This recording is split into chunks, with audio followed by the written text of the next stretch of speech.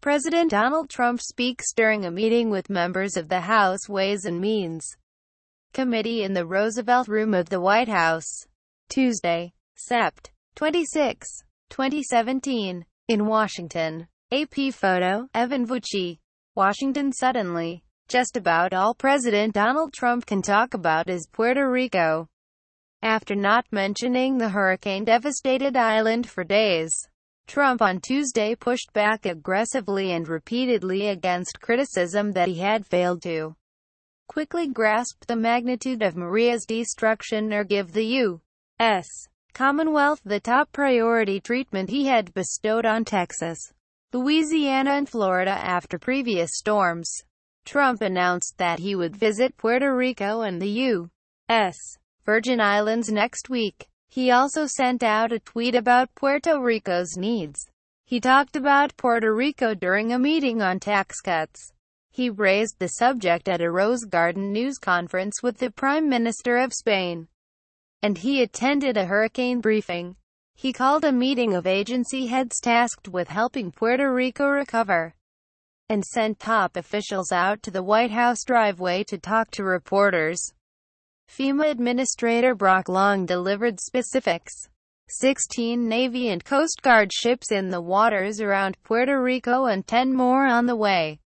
Throughout, Trump stressed that Puerto Rico's governor had praised the federal response, characterizing Ricardo Rossello as "so thankful of the job we're doing." 6 days after Maria struck the island, conditions in Puerto Rico remained dire, with 3.4 million people virtually without electrical power and short of food and water. Flights off the island are infrequent.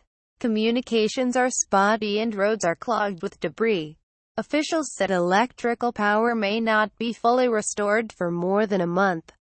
Trump, who had proposed visiting Puerto Rico earlier this month, said that next Tuesday was the earliest he could get there without disrupting recovery efforts.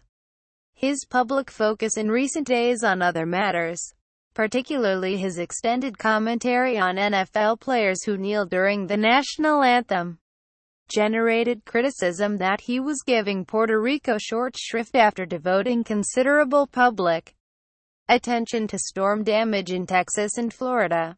Rep. Nydia Velázquez, DNY, said she had been concerned that Trump's continued tweets about NFL players showed he didn't grasp the severity of the crisis. She warned that if he didn't start taking it seriously, this is going to be your Katrina, referring to criticism of President George W. Bush following the slow federal response to Hurricane Katrina in 2005. And it wasn't just Democrats.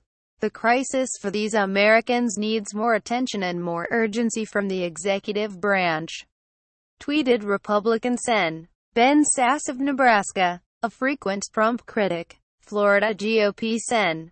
Marco Rubio concurred, tweeting about San Juan, "Must get power cruising ASAP. We have a fundamental obligation to Puerto Rico to respond to a hurricane there the way we would anywhere in the country." #Hurricane Maria, Rubio tweeted Tuesday. For any president, there's much to be gained politically from ably handling the government's response to natural disasters, and Trump is no exception.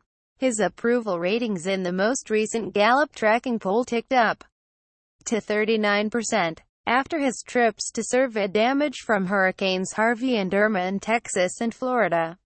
But Trump's fixation on Puerto Rico on Tuesday stood in sharp contrast to his focus on other matters between Maria's landfall Sept. 20 and Monday, including his fight with the NFL over football players protesting during the national anthem. The president has tweeted about the NFL more than 24 times since Friday. By Monday, Democrats, Republicans and Rossello were emphasizing that Puerto Ricans are Americans, too. Trump was intent on showing he'd gotten the message but still wasn't ready to set aside the NFL issue entirely. "We are totally focused on that," Trump said Tuesday of the growing crisis on the U.S. island. "But at the same time, It doesn't take me long to put out a wrong and maybe we'll get it right. I think it's a very important thing for the NFL to not allow people to kneel during the playing of our national anthem. Even as Trump insisted he has plenty of time to prioritize both issues, all I do is work. He said Tuesday. Criticism lingered. Particularly galling to Trump's critics were his first tweets since last Wednesday when he urged people on the island to stay safe as Maria came ashore. In a trio of tweets on Monday night, he suggested that Puerto Rico was suffering in part because it had incurred billions of dollars in debt to Wall Street and the banks which, sadly, must be dealt with. Texas and Florida are doing great, but Puerto Rico, which was already suffering from broken infrastructure and massive debt, is in deep trouble. Still, he promised, food, water and medical are top priorities, and doing well.